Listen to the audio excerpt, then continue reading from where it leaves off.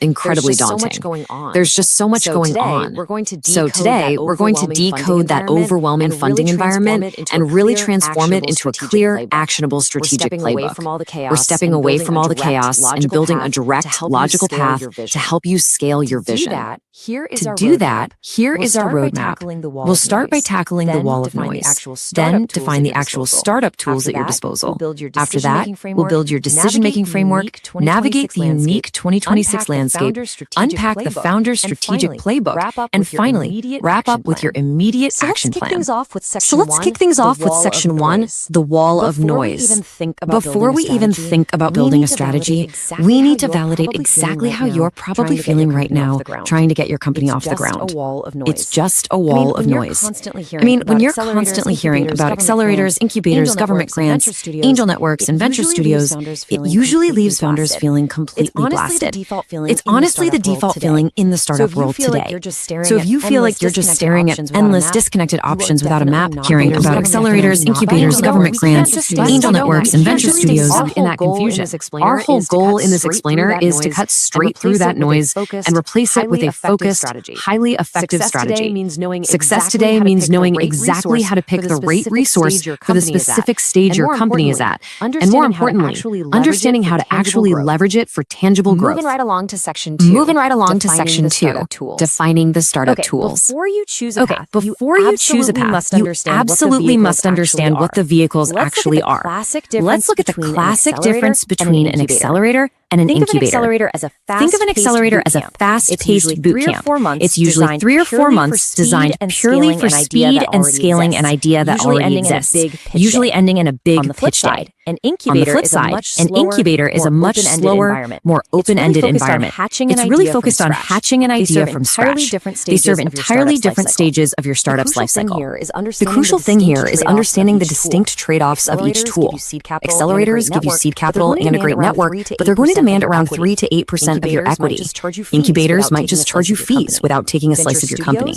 Venture studios, they'll actually embed their own engineers and marketers right into your team, but in exchange, they're taking a much larger equity stake. And then, of course, you have grants. These are the magic words. Non-dilutive funding. You get the capital to support your R&D, and you keep 100% of your ownership. Knowing exactly what you're sacrificing for growth is the absolute foundation of your strategy. But hey, never underestimate the human element in all of this. Did you know mentored founders actually achieve 3 times better outcomes? It's wild.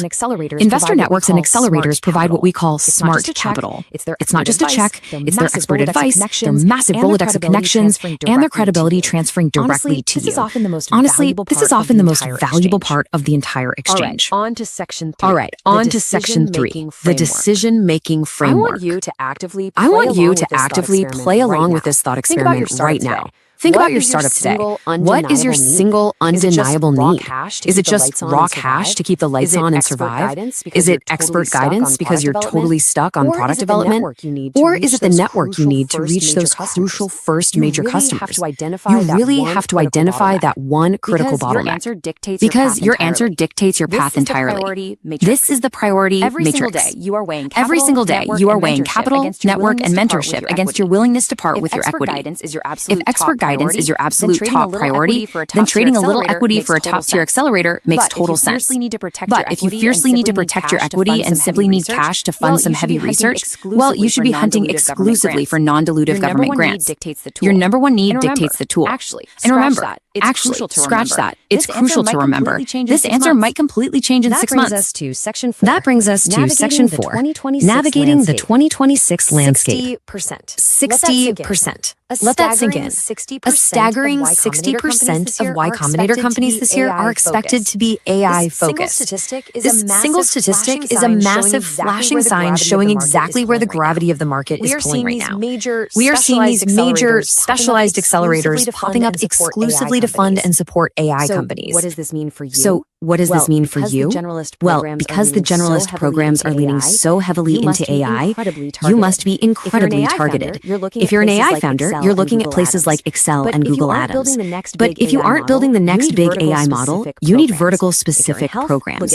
If you're in health, look at Halcyon. If you're specifically in mental health, look at SeedSpot. You have to find those niche programs that are explicitly searching for your exact type of solution. Let's level up with Section 5, the Founder's Strategic Playbook. This is where it gets really fun.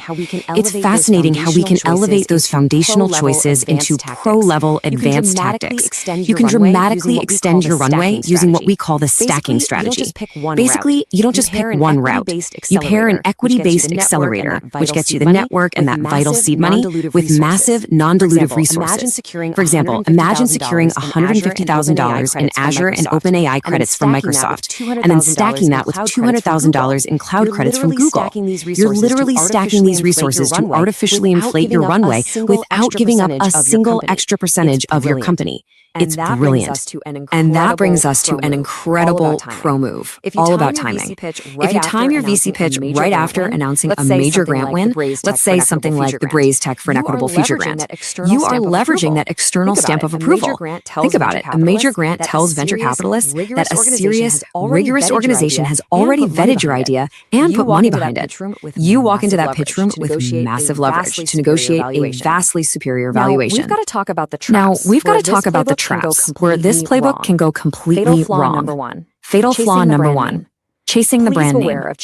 Please beware of chasing a shiny logo just to slap it on your startup's website. You have to verify if the program actually offers structural support for your specific industry. We see founders get in, give up a chunk of equity, and then just suffer through incredibly generic mentorship and terrible post-program support. Don't let vanity drive your strategy. And then there is fatal flaw number two, the grant timeline trap. Look, government and foundational money moves at a snail's pace. It just does. Don't let slow grant payouts kill your startup because the cash finally arrives 3 months after you've emptied your bank account. The solution here is to build a blended capital stack. Mix in venture debt or revenue-based financing to bridge that cash gap and keep the lights on while you wait. Simply hoping the check arrives in time is not a funding strategy. A blended capital stack is. Let's bring it all home with Section 6, your immediate action plan. Let's wrap up this explainer by giving you some hyper-specific marching orders. I really want you to follow these 3 precise steps to stop endlessly reading blog posts and start taking strategic control of your future. Step 1. Open a doc and be brutally honest with yourself. Write down your number 1 undeniable need for the next quarter. Step 2. Based entirely on that need, create a custom shortlist of just 3 to 5 laser-focused programs. And Step 3, reach out to an alumnus. And I'm telling you, Step 3 is literally the ultimate cheat code. Reach out to hear about their actual experience. Send a quick DM. Ask for just 15 minutes of their time. This is exactly how you bypass the polished marketing copy and get the absolute unvarnished truth. Ask them bluntly, did the program actually help you raise your next round? Was the mentorship real or was it just fluff? So, I want to leave you with this final critical thought. Which specific tool are you going to leverage today to cut through the noise and scale your vision? Armed with this matrix and this playbook, what is the single most important move you will make right now to transform your startup's trajectory? Don't let the ecosystem overwhelm you. Choose your tool, make your move, and go build something amazing. Welcome to Startup Founder Best Practices. Glad to be here this Thursday night. Got a great lineup for tonight. We have a guest, which I recorded him earlier today. He teaches cybersecurity on Thursday nights, but we wanted to get his information on and make it available to you all, especially all you all out there that's doing the vibe coding. And so it's about AI governance, and so that should be a pretty good topic. Another thing I wanted to do tonight, I guess a week or two ago, Tony Brown, the Tony Brown Journal passed away, and I wanted to do a little tribute to him because, you know, I'm an engineer by trade, and I got a chance to meet him back in the early 90s, and he changed my whole relationship with technology, and kind of inspired me on how to leverage technology. And so I'll talk a little bit more about that after we get through showing the video for our guests. But it's amazing to me that back in the early 90s, like 92, 93, that a guy like Tony Brown could know so much about technology and how to leverage it. So I just wanted to definitely be able to pay a little tribute to him, to give some respect for the foundation he laid and for us, and the blueprint, for us to kind of move forward economically. So let's get started here. So we are approaching our 6-year anniversary. Is coming up about a month from now. So we've been on here. We only missed one event in 6 years, and I've lost track. We're probably around close to 250 events, and so it's a really honor to be here to share some of the best practices for building a startup. And it's for everybody. It's like if you got an idea, or if you like I showed last week, if you work at a company or you got some specific knowledge, and how got an idea how to solve a problem, you can become a founder and get the help you need to go forward. And so Josiah here, he's a pretty interesting guy. I met him a couple of years ago, and he also spoke at our first Black Founders Innovation Summit. But he's really a technical guy, and he has about 13 inventions, and so sometimes it's a little challenging to get these technical guys to kind of break it down a little bit. And so hopefully I did a good job this morning on kind of getting him to explain stuff in layman terms. But it's a really important topic. And by the way, I missed our networking tonight, because I was at a live networking event, which just happened to be about governance as well. So it was pretty informative.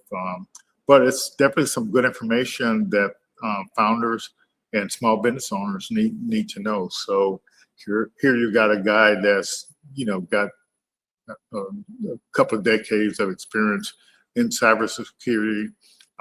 He's really knowledgeable, and so he's same thing what I just said about last week. He took his life experience, working in cybersecurity, and literally built several applications related to cybersecurity. So he's sharing one of those tonight, and so we look forward to sharing that video. So let's take some time and give a shout out to some of our partners and sponsors, people who partnered with us in the past, and just found out today our Coda got bought by Grammarly, and then all of a sudden now today I logged into Coda and it's superhuman. So I can't wait to experiment with that some. So I have to double check and see if our partnership still exists, but it's supposed to be now you don't have to know about formulas. You don't have to know about a bunch of stuff. You just tell the AI what you want it to do. So it's a pretty neat thing. That's progress. All of these applications are just speeding up and moving fast. Yeah, and also want to give a shout out to some of these are financial sponsors and partners as well. So they do the livelihood that kind of help us move forward. So we definitely appreciate them. So when you get involved with us here at the Kukui Institute, you can just go to apply.kukuiinstitute.org fill out the form, and we share our resources with you to kind of help you move forward. But yeah, no matter which type of business you're in, nonprofit, whatever, business modeling, that's what we do with the Lean Stack. It's startup science, that's like an ecosystem in a box. And so we give you access to that, and it's got all the grant stuff you need in there, discount software, free software. It's got the works, and that's what I learned from Tony Brown is that you have to leverage technology. And so all of these things are literally leveraging technology to help you move your startup forward. So that's a pretty neat thing. And so I play a little video at the beginning, and that video is trying to explain the startup ecosystem and how it works. I was at an event yesterday, 1 Million Cups, and the gentleman was working hard building his startup, but he said he didn't have time to leverage the ecosystem. So I don't understand when my involvement in the ecosystem, I always just worked on my business, my startup, and it's what. So it was. I don't understand when somebody says they don't have time to leverage resources to help them do what they're trying to do. And so that video I showed at the beginning, it's all about. And the reason why we do this, there are opportunities out there, there are programs out there to help you financially, mentorship, discounted software, free software, you name it. But if you don't know how to communicate with the ecosystem, you can't get access to those resources. And so that's what we try to do, is help you understand how to communicate with those organizations that provide the resources to help you go from an idea to an exit. And so what I learned in my journey is that it doesn't matter which stage you're at. You don't even have to, in some cases, don't even have to have formed your business. And also, it doesn't matter if you're making millions of dollars. There are organizations that will help you scale to hundreds of millions of dollars. So it's just, I can't make it any plainer than that. If you start working on a scalable idea, you can take advantage of these resources. And it doesn't require you to be an engineer, doesn't require you to be a techie. It just requires you to know of a big problem that needs to be solved, and that's can support help a lot of organization, people, or whatever to move forward. That's the opportunity, and take advantage of it. So yeah, so I won't go into details on all the stuff on the startup stuff, but the bottom line, I think all I'm saying is that these resources are out there. And so go back to Tony Brown. So let me tell you the story. So he was visiting Eglin Air Force Base, and I think this was around 92, 93. And so we were doing networking events back then on that Eglin Air Force Base over at the NCO Club. I think it was something like the third Wednesday. I don't even remember which date it was. It's been so long ago. But anyway, he was speaking I think at the local community college or something, and the folks who brought him down, invited him over to our networking event. And so he showed up, and so he was sitting down, listening to what all the organizations were announcing, what they were doing, and blah, blah, blah, blah. And then so I asked him, I said, to give us some advice on, on what we could do to kind of move forward. And he said, this looks like a kind of like a charity event. And I said, wow, and he said that if you really want to help people move forward, you have to, work on the economics. If you get on the economics first, then you can actually move forward. And it was a lot of things that happened at that event. He recommended the book that was out at the time, and that I had read the book, so that was pretty neat. I can't remember which one it was. It may have been Success Runs in Our Race or something like that. But it was a pretty neat book.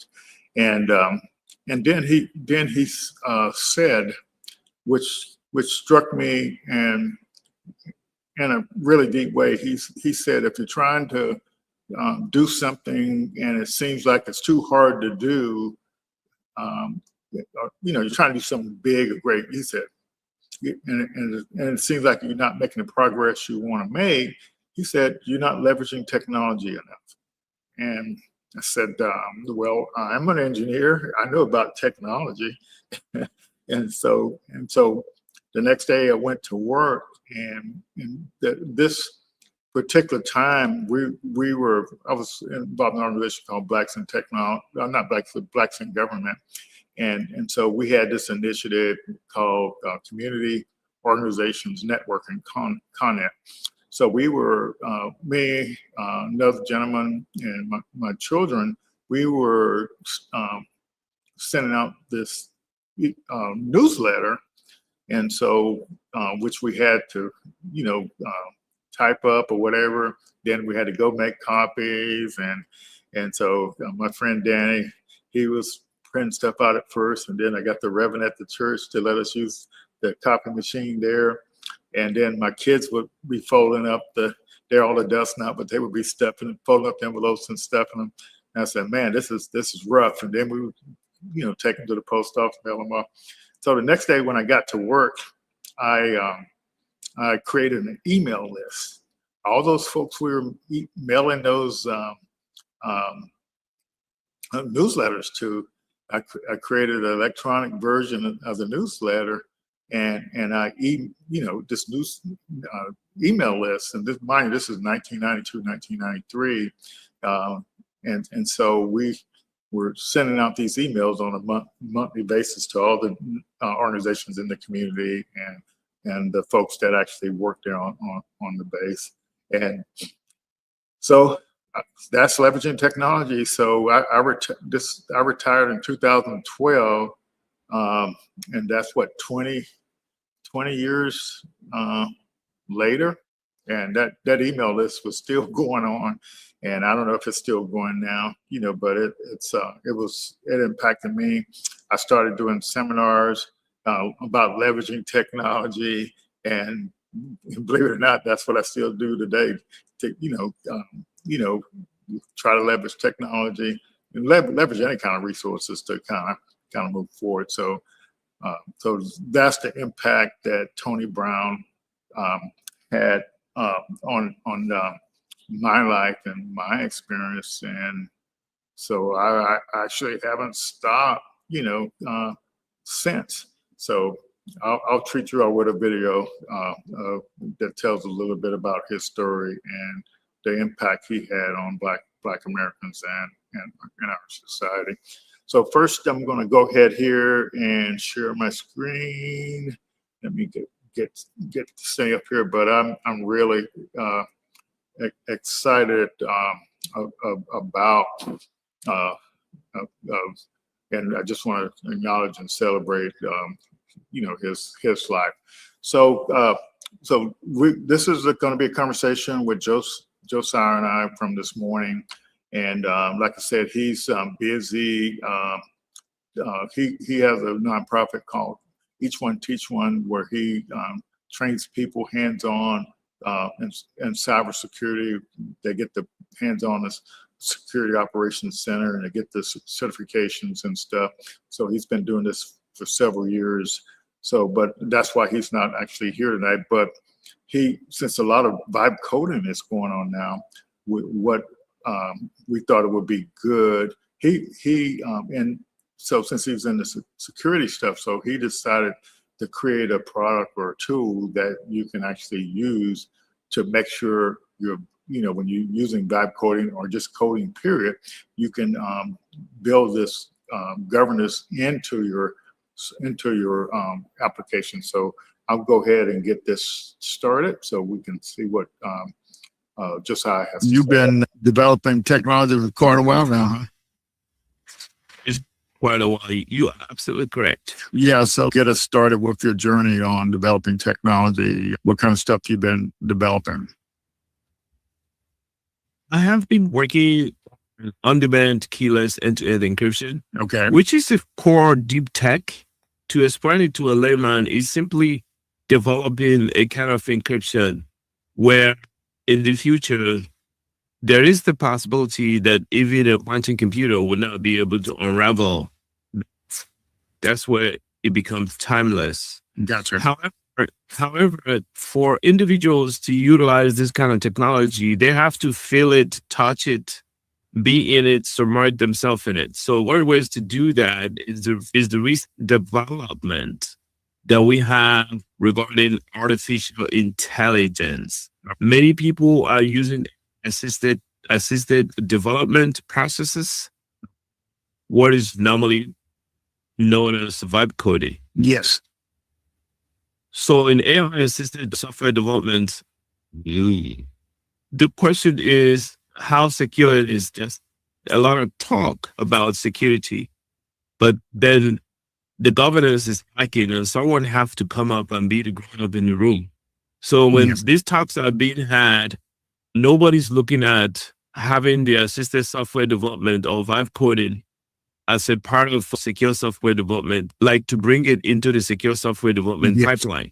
Good. Yeah, as it relates to vibe coding. So I think there's a lot of potential in that space. Vibe coding is for people to move fast enough, to ship fast enough. Yes. But it's not really considering safety with respect to security, privacy, and all of that. They want to ship fast enough, and then they don't care about nothing else, just ship fast enough. But what we're bringing to the table is the ability to ship fast enough, safe enough, and have an enterprise-grade software at the same time. Yeah, that's important. Yeah, so that's where we're coming from. So to achieve that, we had a conversation with individuals that are in the space, and consistently the answer is still the same. How do you vibe code? Oh yeah, I just come to my computer and I interact with the AI agent, and I use the AI agent and I tell them what to do. It responds back to me. Consistently, everybody's saying the same thing. So what that tells me is that's just honor-based. Yeah. It's just an honor-based system. So I'm thinking if the AI hallucinates or if the AI does something funny, how do you catch that? And if the AI decides to wipe your hard drive and everything like that, how do you catch that? So what comes to mind is having an AI development governance. Okay. So if you have an AI development governance, it allows you to stipulate the condition of working with the AI. You can have all your policies in it or whatever, knowledge base, all of that. As a part of the governance, you have the strategy as well as the executional aspect of the strategy. Gotcha. You have risk in the middle, informing the standards as well as every other framework you might have, even control sets. You can have all of that. But now, when you have that on an honor basis, the purpose is defeated still. So how do you... You're saying honor, like you just trust in the system? You just trust through the system. There's no practical or logical way of making sure that the system will do what they will continue to respect, not to do what they're not supposed to do. Gotcha. That doesn't exist. So that's what brings the human verification requirement. Okay. There had to be a human verification requirement. How do humans interface with machines? Of course, in the middle, there had to be some kind of trust developed relationship. So how do we make sure that we can trust a piece of code? Okay. It's difficult. Yes. So what we have to come up with is a way to go down to the machine level in the shell where the code is written and make sure that each time a line of code is written, there had to be some kind of request and approval. For a code to be written, there had to be request and approval, or you can have a call sign to address that. Okay. So that's how you establish that. And now you have to build what we call AI trust gate. So you have a flow of how you go through approval, okay, request, approval, granted, the process, and looking over the CI/CD part of it, deployment, and then publishing what you have already got. Okay. So there had to be a process where to get to the next step, you have to do something on a compute level. Okay. On the shell, you have to do something on a compute level to get to the next step. So that's how you continue to do that to the end. And all this process that I mentioned has to be auditable. Auditable. Okay. If they're not auditable, it's a waste of time. Okay. Gotcha. So there are two specific things that we have to have in mind.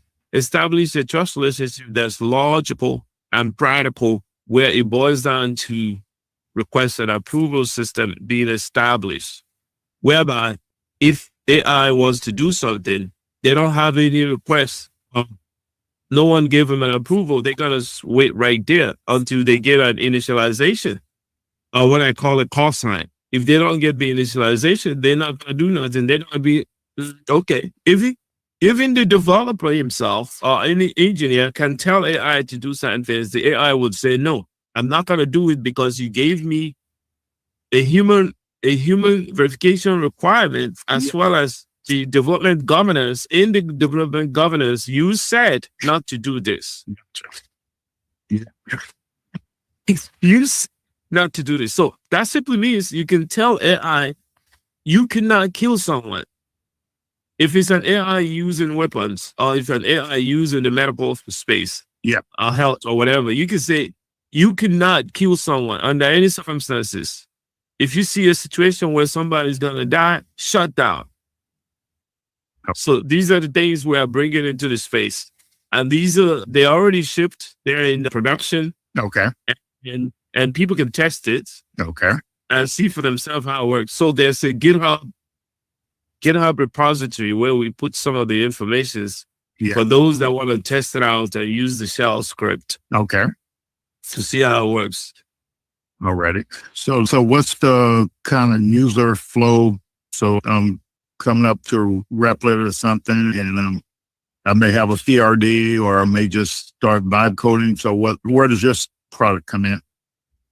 So what I recommend everyone do is, first of all, you got to know what you want to build. First of all, you have to have a wireframe or some kind of a procedure on what you want to build. First of all, once you know what you want to build, you want to go into Replit or anyone that you use and give them the script to run.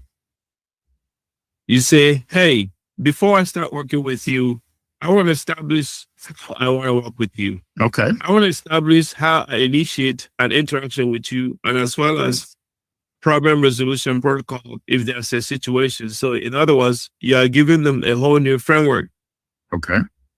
So you have to share a knowledge base with it, or any procedure that you have with it. Okay. Okay. Then you start giving them the script to run.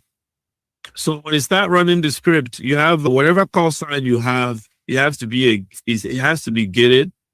There has to be a call sign gate. There has to be a work gate. There has to be a staging gate, approval gate, request gate. There have to be a full blown workflow. Okay. That gets the developer or the vibe coder from the beginning to the end of publishing whatever they have developed. Gotcha. So when you use the term call sign, are you referring to how the AI is talking back and forth with you, or what do you mean by that? When I say call sign, it means that's the call that I give to the AI, that AI knows it's me and it's not working with me. Okay. Okay. So that's like the relationship to, okay. And so I'm trying to figure out, because like, for example, like I interact with the AI and it knows my name or whatever. So what's the difference between the language model, something recognizing me, and this call sign thing? So the call sign process also could have identity inside of it. A lot of people are not aware of it. Okay. So you can do all your calls all you want, but if you're not the person in that Replit account, say I got you. Yeah. Someone is trying to interact with the code, but they're not the person that did the process for that code to be published. That's an identity inside that. So you're gonna have to break the glass or hack into it to bypass that. So that's another layer of security.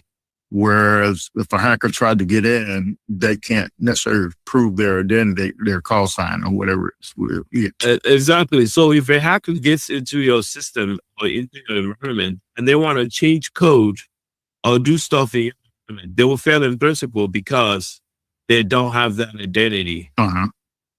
Yeah. So I'll give you an example. Say, for instance, I have 5 employees and I happen to be the one that modified the code and published the latest version of it. Yeah.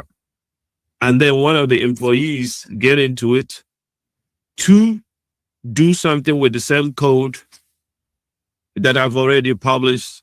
Okay. Let's say, for instance, they want to go back, do a change request to change something in that code. It's not going to work. Okay.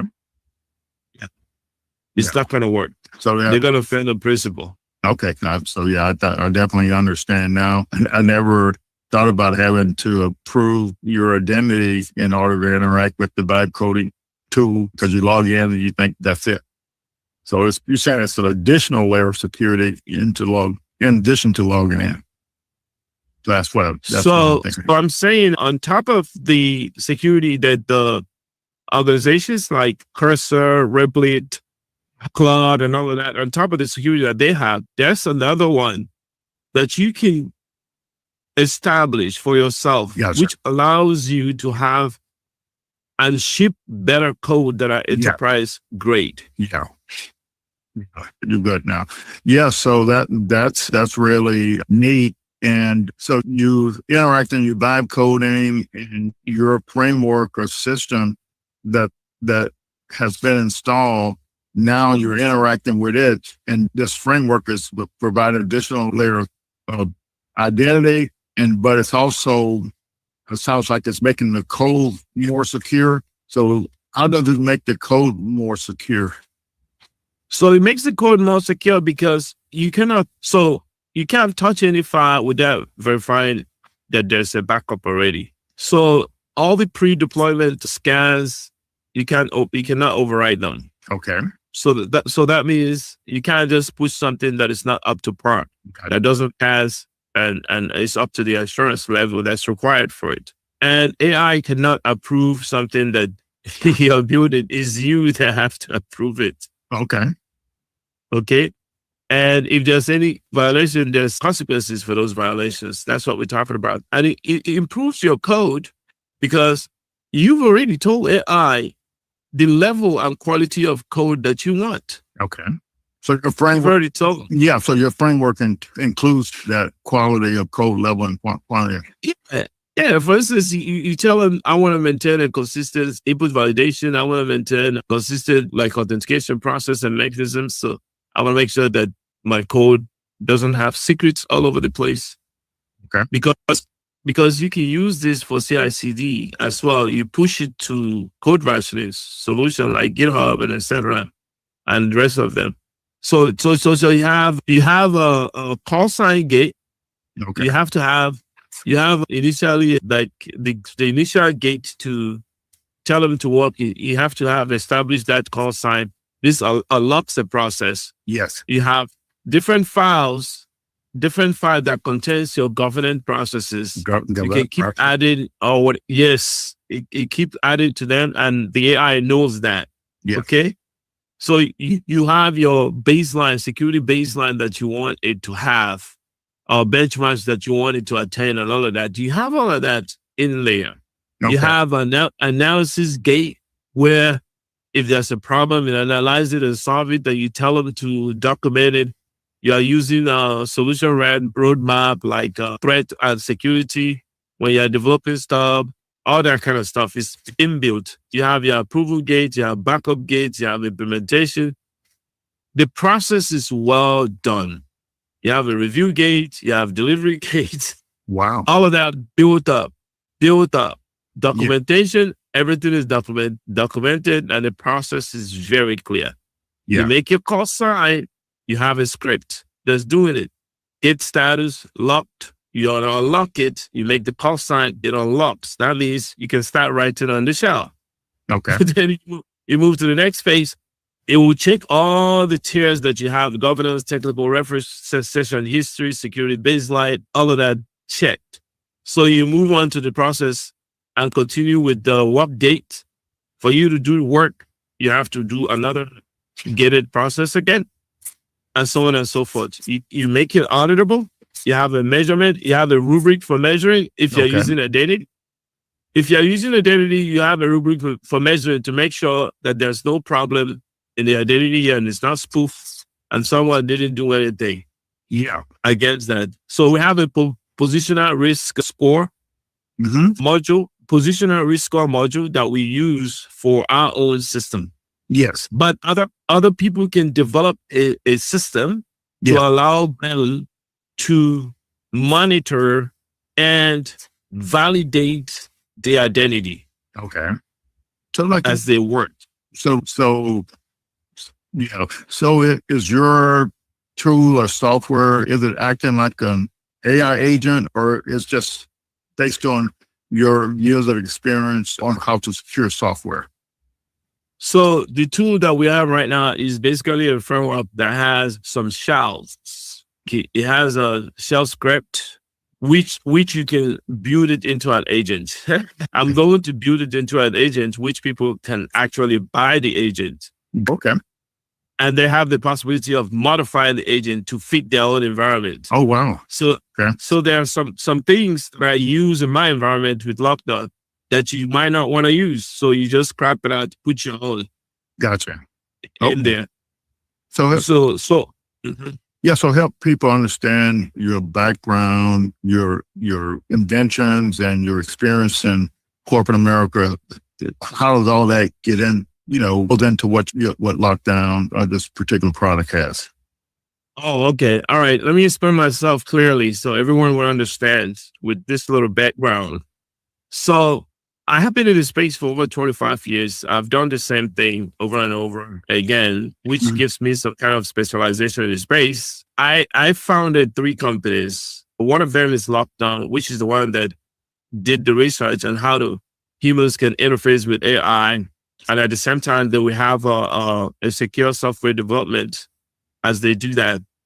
And at the same time, they can ship safe and enterprise-grade solutions. Okay. Now, I also have a nonprofit called Each One Teach One Tech that allows me and the people I work with to train other people to have the same mindset. Okay. And this nonprofit, Each One Teach One Tech, is, of course, a public charity 501c, where we provide the tools and resources needed by the underserved communities to remain gainfully employed in emerging tech like AI and cybersecurity, or IoT and IT as well. These are areas of specialization that we have. Okay. In that institution. Now, I also have Cyberlux, which is a healthcare-focused platform. Okay. It's basically a healthcare application device security hub. The acronym is HASH, HASH. So what we do there is we took a different approach from the current cybersecurity today. Yes. The current cybersecurity is basically dictate and response. Yeah. We realize that with AI in the space, you can build an agent that can always be in the prowl, like a hound dog, looking for anything that don't look right and deal with it. Like it will interact with that in real time. If it's a threat, it will immobilize it right away. Okay. So instead of doing dictate and response, what we are building now, our build is AI immune system. Okay. That keeps hackers away and responds to threat in real time while maintaining a continuous compliance without the complexity that's needed and without consultants. Yeah. So these could be done now because agents are replacing people. Yes. But in all these things I'm talking about, I have seen in the industry, corporate America, the biggest challenge where governance is an honor-based. Governance is an honor-based thing when it comes to technology. I've seen it over and over again. It's a historical checkmark. It's a historical checkmark. I've seen it over and over. It doesn't sit well with me. Okay. So my thought is, how can we account we have governance. How can individuals working around the governance be accountable? Okay. For them to be accountable, we have to measure what they're doing. So numbers are needed to measure what they're doing. Key performance metrics, we've done that, but in technology development, we haven't done it. So I came up with this framework that allows us to measure them, and we can have numbers around it, so we can have a visual for the executives to see where the challenge lies, to see if the developer or the engineer was able to put the controls where it needs to be. Gotcha. Did you put the controls? Did you ask all the questions that are needed for this particular domain? Did you go through the validation process? Instead of the check mark, we can actually do this now with AI, where we ask the proper questions and use the proper logic, and also make sure that the AI and people are working together. Okay. That the humans are required to verify the work of AI, not the other way around. Gotcha. Because you can't be the judge and then you are the executioner. It doesn't make any sense. So that's what we bring it into the space. My background is deeply rooted in cybersecurity. I have over 13 patents. 6 of them are granted in the same space, in the same technology area. And what we are trying to do is to help individuals understand how to keep a job in the tech world. A lot of people are being laid off and fired. Yeah. But if you develop a strong IQ knowledge, right, in the risk area, especially risk around artificial intelligence, you're gonna have a job. You will keep your job, because we are seeing a lot of rise in attack surfaces, attack vectors, threat vectors, quite established in the AI era. We've seen the rise in every day that we don't want to rise as far as breaches concerning organizations, whether big or small. Gotcha. And if a lot of people are threatened by the word itself when you say cybersecurity, but you have to understand cybersecurity as a tool that you need. Just like everyone with their phone, we all know that we don't click on any link that we see. We all know if someone calls us and asks us to give them an OTP and fake their way through, trying to tell us, oh, we have a meeting with you, we should know that's not good. We shouldn't do that. We all know that we have to clean our hard drive or storage space on our phones so we can have enough space so we can watch our favorite videos and do our GIF and get all that stuff all across online with whatever app that we're interested in using. When you see these things that you're doing as a part of cybersecurity, then you can fully understand the need for you to rise up and be a part of this whole movement. Gotcha. So what difference do you think your technology in the vibe coding sense is going to really make for application that actually go into production? So I think our approach in vibe coding is not only for vibe coders. Okay. Enterprises can follow suit and use the framework. And I am doing some work with some organizations that find it valuable. Okay. And they are adopting it as fast as they could. Many organizations are adopting something called operations models. Okay. With the AI, they are going into operations model, overarching governance systems, finding ways to make governance measurable. Gotcha. They're finding ways to measure governance. Okay. They're trying to make governance go in every aspect of their organization. Okay. And then if you make governance go in every aspect of your organization, you have to measure it so you can see the impact over time. Gotcha. So bigger organizations are finding value in what we have done. It allows them to carry all their policies, audit methodology, privacy, security, cloud threat intelligence, vulnerability assessments, all kind of security tests. It allows them to carry the load into their development, software development using AI. Yeah. So you use the term governance a lot as we've been talking. Explain to person that may be non-technical, and governance is not necessarily technical, is it? I don't think governance is technical. It's just bunch of rules that guides an organization. You just have they are basically strategic, high level stuff. The executives make all these kind of decisions. Yeah, they abstract. When it comes to governance, they're strategic and abstract, and then it has to come to the next level where we would take the abstract idea, or what we call a paradigm shift. Or so maybe an organization can decide, we want to change our security paradigm. We want to now be AI first, virtual first. Yeah, but security all the time, shift left approach, security by design. That's abstract. That's strategic. okay. So it has to go to people like me so that we can provide them what it looks like, what that looks like. So it goes to architects, engineers, architects like me, architects/engineers who are specialized in the cybersecurity solutions. Okay. Then we'll have to show them the outcome. It's like seeing the end from the beginning. Okay. Say, oh, this is what it looks like. This is how you do it. Okay. And then we pass it on to the next person that we activate the process with and say, hey, this is how we want this to look. Shift left approach. We have built this for you, built that for you, built that for you, built that for you. We want you to take it and run with it. We want you to make it more like aligned to what we have built as a process. And then the activation process, we take it to the foot soldiers below that, the technicians and all of that, support teams and all of that, development teams, they will execute that. So that's when we talk about governance, that's what we're talking about. It is strategic high level. Okay. But those strategic high level is what runs the organization. Yes. Yeah. And so you're saying you're literally implementing this governance in the code that's being developed and the applications. We are implementing the governance in the code that's been developed. So we have the technology part, the privacy part, and so on and so forth that are being implemented. Yes. Gotcha. All righty. So we can wrap up here. So you have any last minute advice to any founders out there that are developing software as it relates to your product?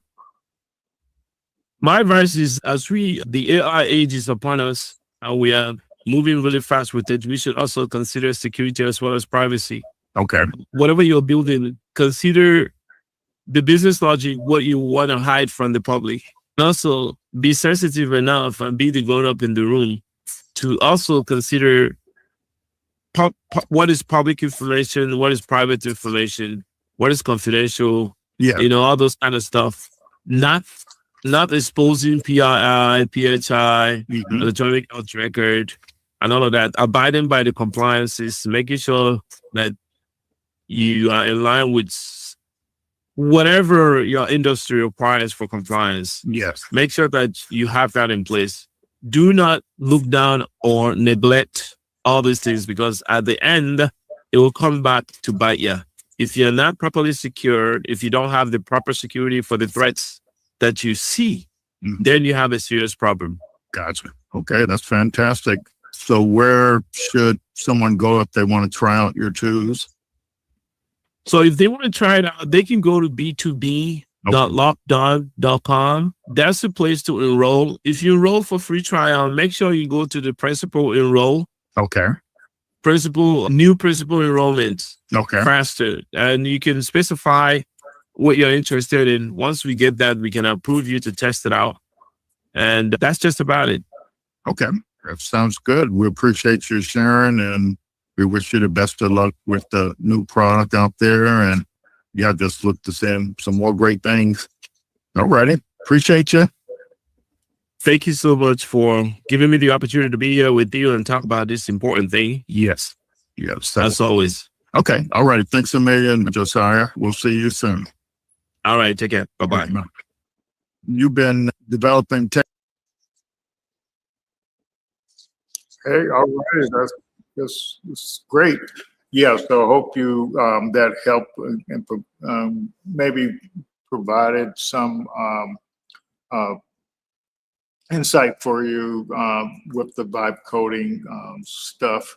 and just security in general. So I like the fact that Josiah is, I guess if you're, I think it's pretty interesting to have a framework to go along with your vibe coding that actually intercedes for you and makes sure your code is secure. And so and I think just I've been in cybersecurity, it's like taking it to a whole nother level. And so that's pretty great.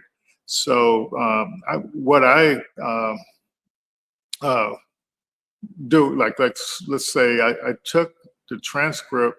This is one way I use my Lanika system, and feel free to ask any question about what Josiah was talking about. I'll do my best to try to answer them, or we'll make sure that he can maybe help get to the bottom of that.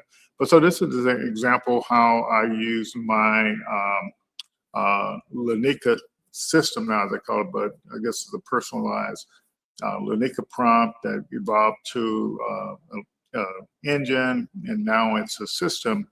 And so I said, please analyze the following transcript with my Lanika system. So and then this is the kind of information you can get, to when you use your personalized Lanika system that knows what you're interested in, it knows what you're trying to build, it knows where you're headed. So it'll go analyze that transcript to see if there's anything in there that might be useful to what the way you use your large language model. So it just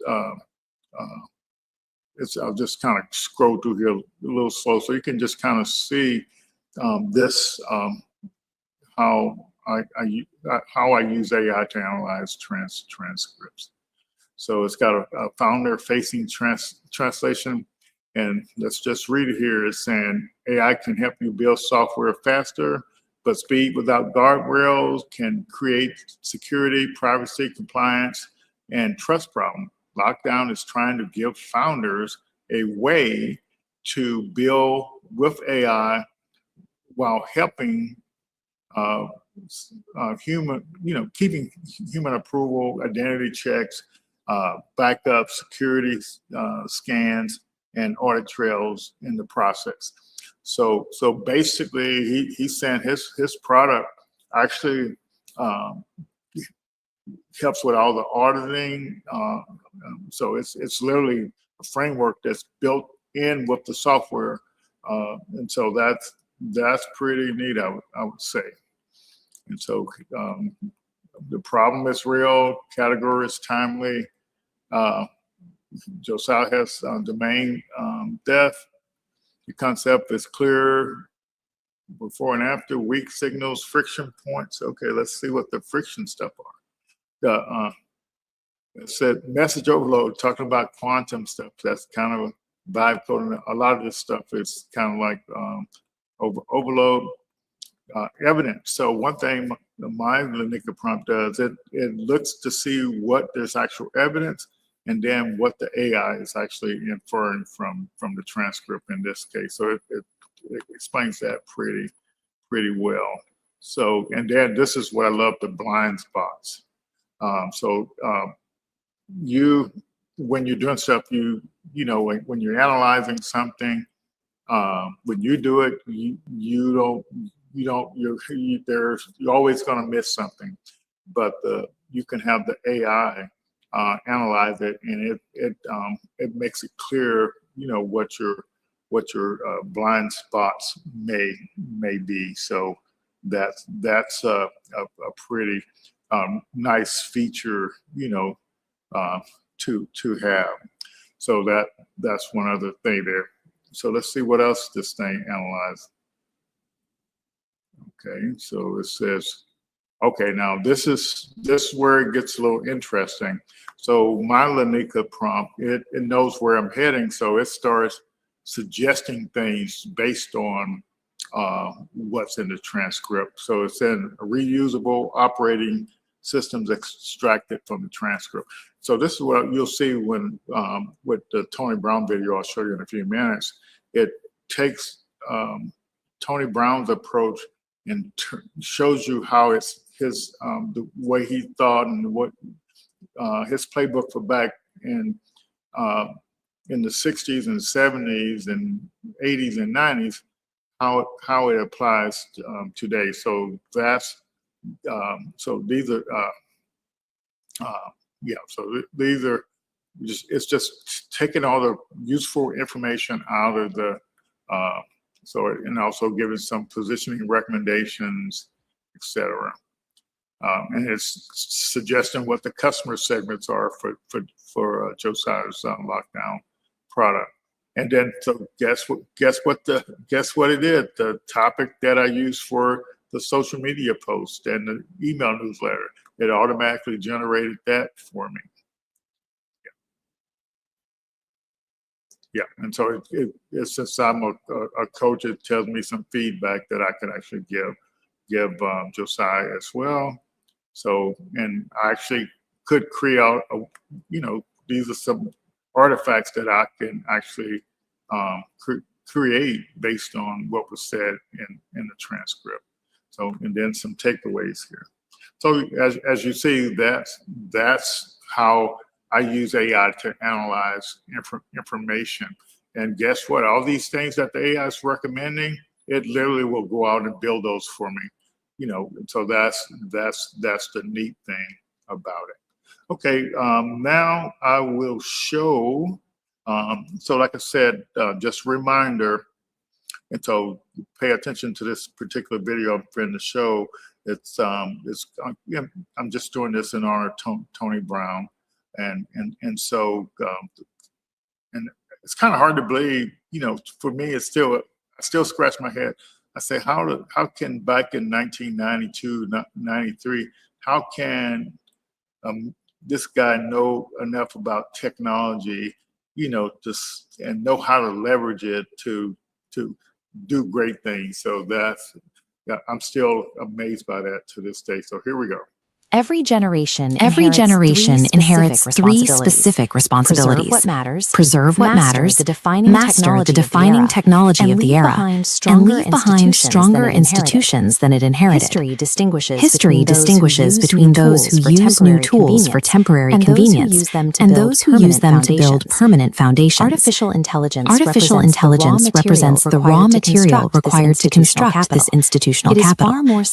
It is far more significant than a shortcut for personal productivity. Tony Brown provided the historical model for this transition. He mastered the dominant communication technology of his time to expand economic and educational opportunity. This playbook translates his methods into an operating system for leaders building in the age of AI. Most startups and support organizations are currently limited by a reliance on linear, human-delivered services. In a personality-driven organization, all operations route through a single leader.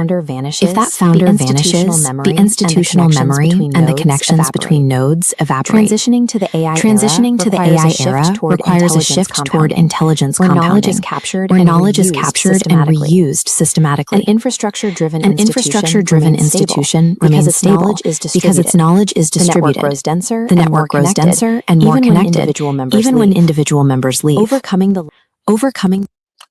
Let me straighten that out. I apologize for the noise there.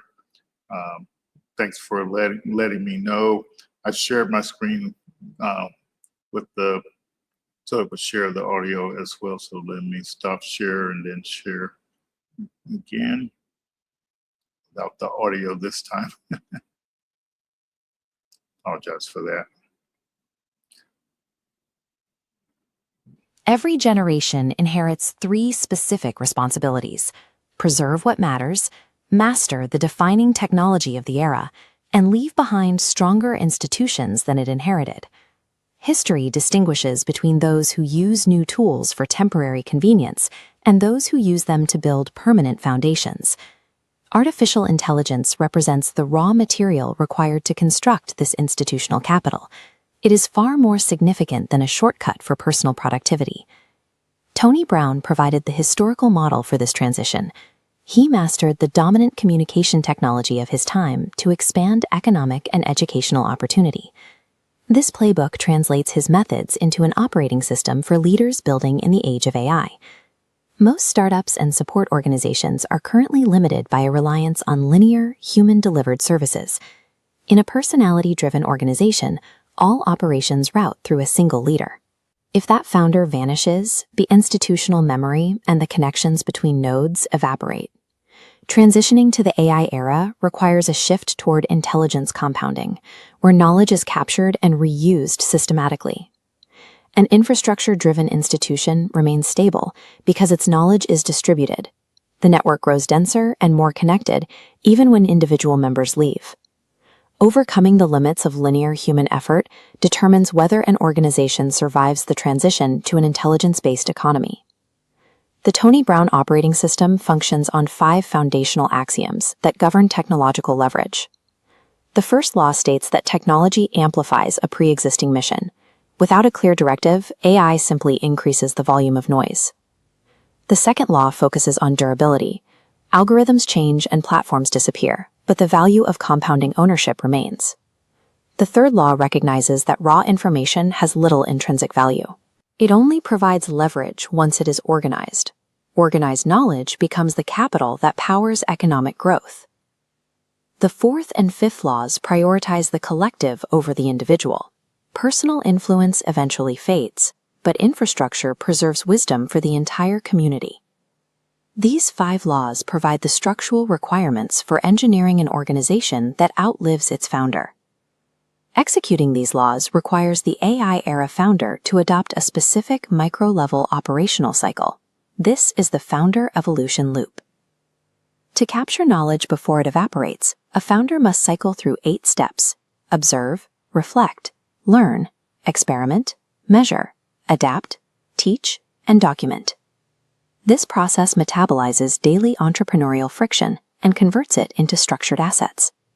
Founders using this loop build 5 assets in sequence: knowledge, intelligence, systems, institutions, and legacy. Every experiment and customer discovery session is recorded and formalized into standard operating procedures and automated workflows. This loop ensures that the learning from every failure is preserved as a permanent structural asset. Managing 5 distinct asset classes simultaneously requires significantly more operational bandwidth than a human founding team can provide. This level of output requires deploying AI as an autonomous workforce, managing entire intelligence domains independently. These specialized AI teammates fill roles such as Chief Knowledge Officer, Chief Research Officer, and Chief Community Intelligence Officer. These agents continuously map community talent and secure growth opportunities without the fatigue or inconsistency of human-only teams.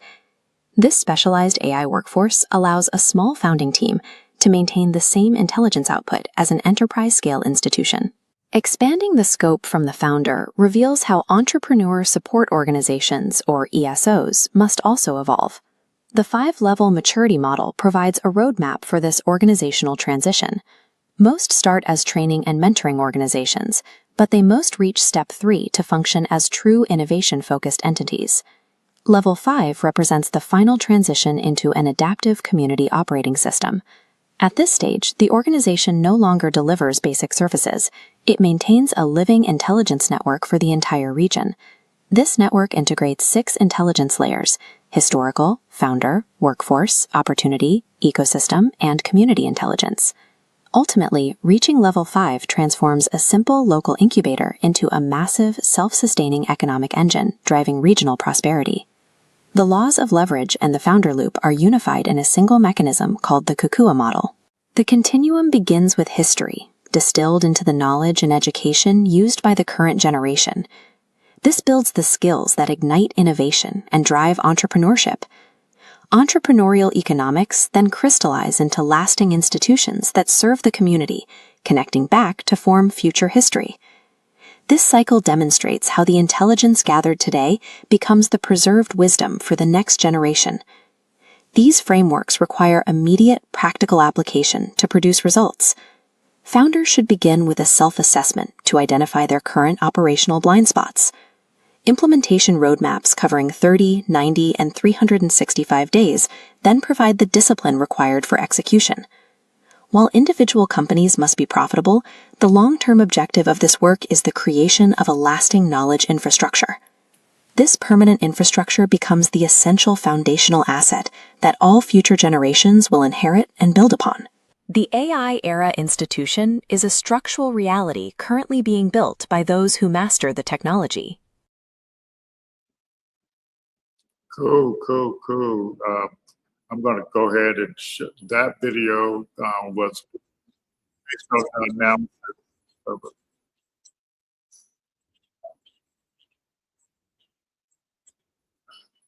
I'm sorry about that.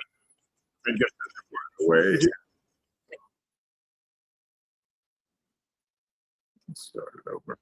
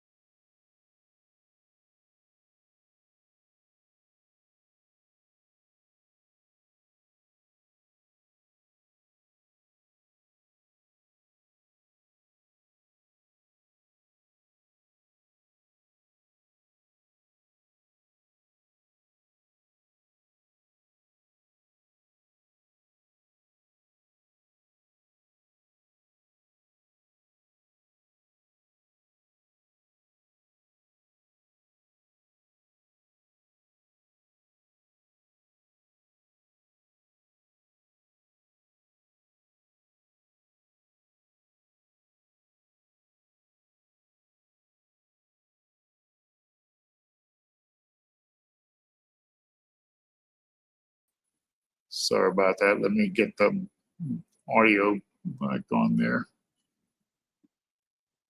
Excuse me a second. Stop sharing. I hate when we have all these different modes you have to go in, but we'll get it straight here.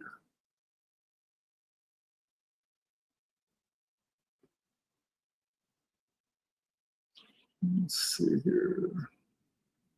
Okay, here comes the volume. Let's see. And reaching millions of viewers every single week for 40 years. And doing it way before the internet or social media were even a glimmer in anyone's eye. Welcome to today's Explainer, where we're decoding the Kukua Institute's deep research report on a true media legend, Tony Brown. You know, we're looking at a guy who didn't just host a TV show. He basically rewired how a community could use the dominant technology of his time to gain real structural, political, and economic power. So here's a question for you. How on earth does a 1968 public television show give us the exact blueprint for the AI era? I mean, on the surface, 1960s broadcast TV and today's artificial intelligence seem like they're from totally different planets, right? But are they? As we're going to see from the Kukua Institute's analysis, the underlying logic, like who actually controls the narrative and how they use tech as leverage, it's incredibly consistent across both eras. To unpack this, we'll hit 5 key areas today: media, technology, and power, pioneering Black public television, economics as civil rights, applying the playbook to AI, and finally, building the legacy responsibly. All right, let's jump right into Section 1, Media, Technology, and Power, the anchor. Take a look at this quote. It gets right to the heart of why alternative media infrastructure was so desperately needed back in the 60s. After the massive urban uprisings across the U.S., President Lyndon B. Johnson set up the Kerner Commission to figure out, what was tearing the country apart. And when their report dropped in 1968, it was radically blunt for a federal body.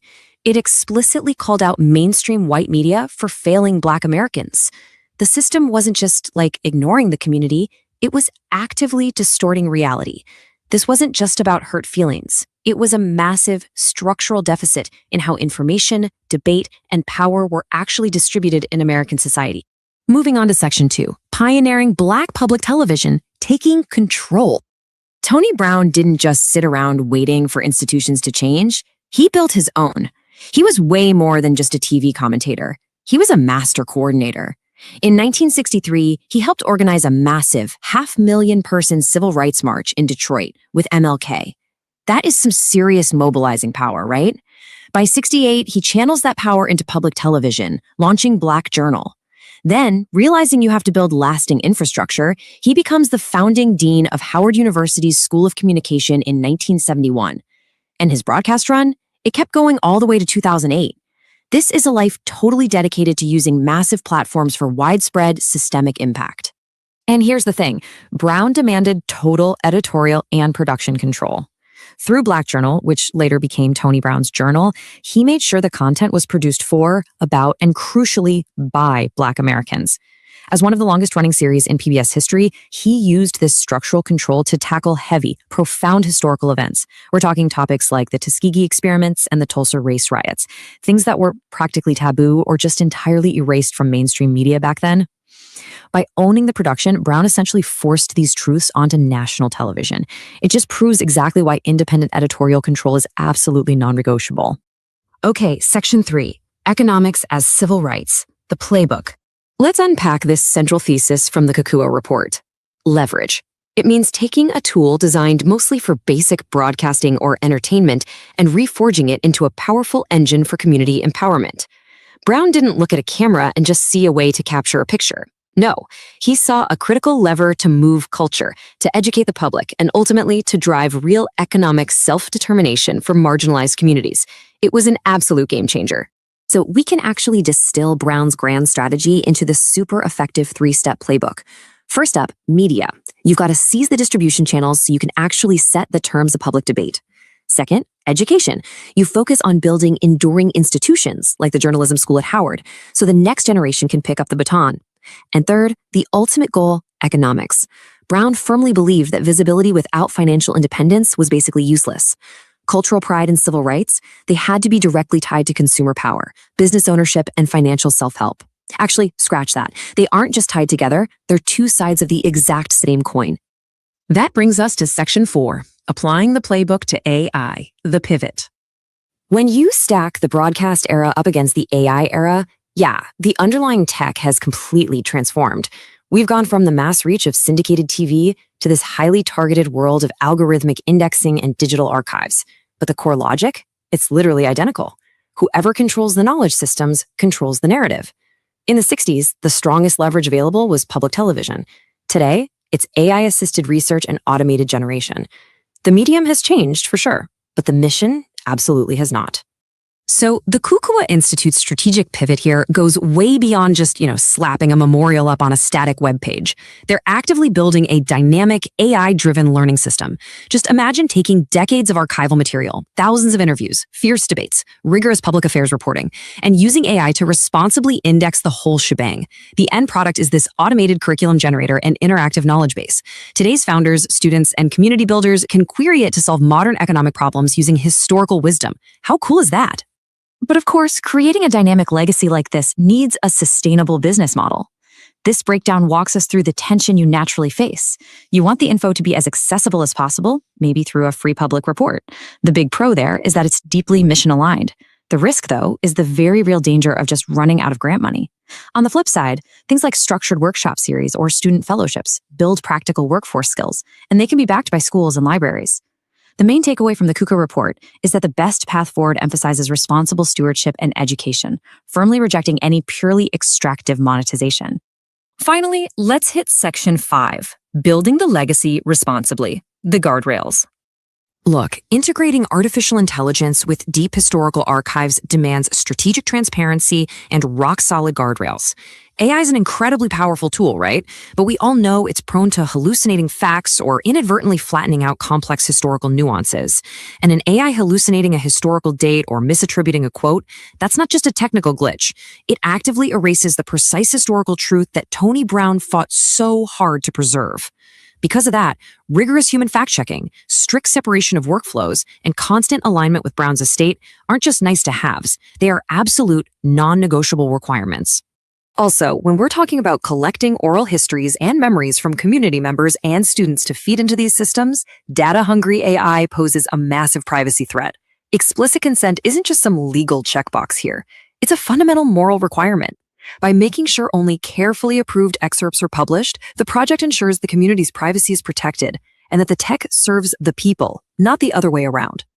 And then there's the intellectual property side of things. We have to carefully navigate third-party copyrights when dealing with archival clips, iconic images, and historical transcripts. Blindly scraping archives to train AI models, that's a highly extractive practice. Instead, the Kukua report mandates relying on fair use, precise short citations, and actually getting the necessary legal clearances. It honors the legacy of Black creators both legally and ethically, and honestly, it sets a gold standard for how historical digital archives should be managed today. To wrap things up, I want to leave you with this really powerful question to chew on regarding the future of media, tech, and economic empowerment. What is the equivalent of Black Journal in the AI era, and who owns it? Tony Brown looked at the fractured landscape of the 1960s, spotted a massive structural gap, and built a decades-long institution to fill it, using the absolute strongest technological leverage he had. As we step further into this AI era, his playbook is a stark reminder. The tools of creation and distribution are always going to evolve, but the necessity to build, own, and leverage our media infrastructure, that stays exactly the same. Thanks so much for joining me for this explainer. Keep questioning, keep learning, and I'll catch you next time.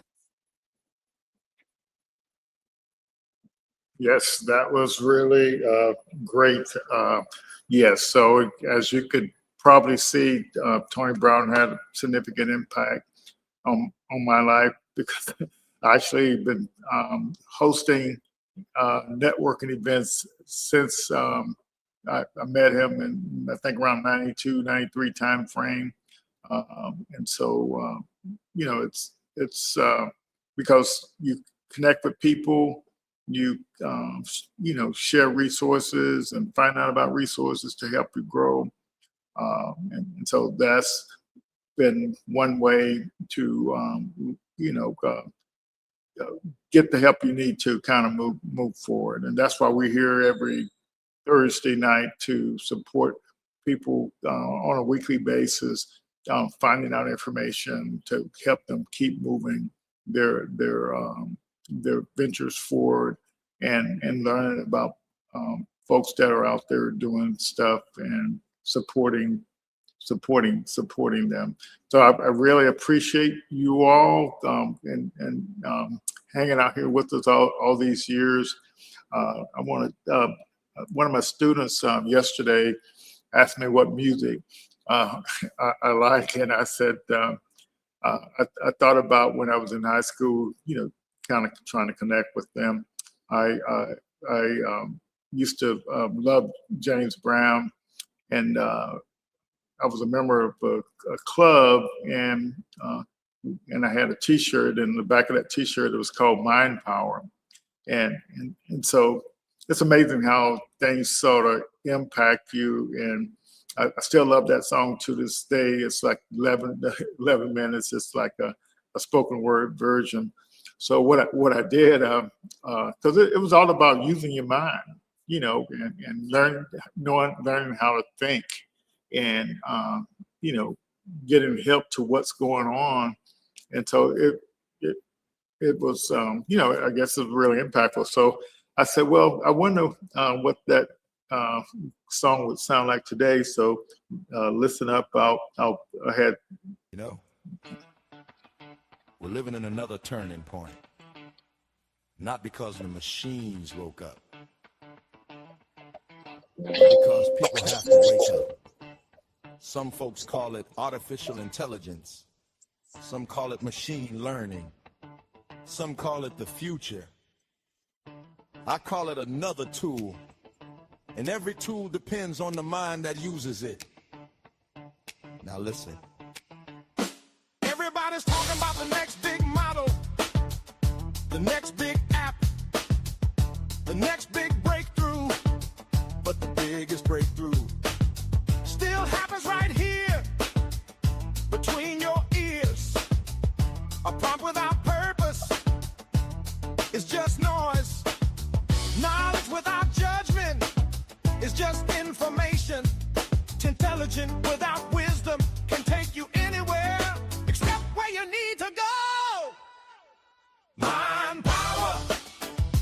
Build your mind, train your mind, question your mind. That's where tomorrow begins. Mind power. Don't let the tools become your thinking. Make the tools strengthen your thinking. Mind power. In the old days, people asked, can you swing a hammer? Today the question is, can you solve a problem? Can you learn? Can you adapt? Can you see what others don't see? That's the new currency. The future doesn't belong to the fastest computer. It belongs to the clearest thinker. If you stop learning, you stop questioning, you stop discovering. If you let somebody else do all your thinking, you give away the greatest power you were ever given. Mind power. Human vision. Assistance. Evidence. Wisdom. Action. Mind power. Not man or machine, but people. Learning to think. We don't create and lift one another higher. That's real power.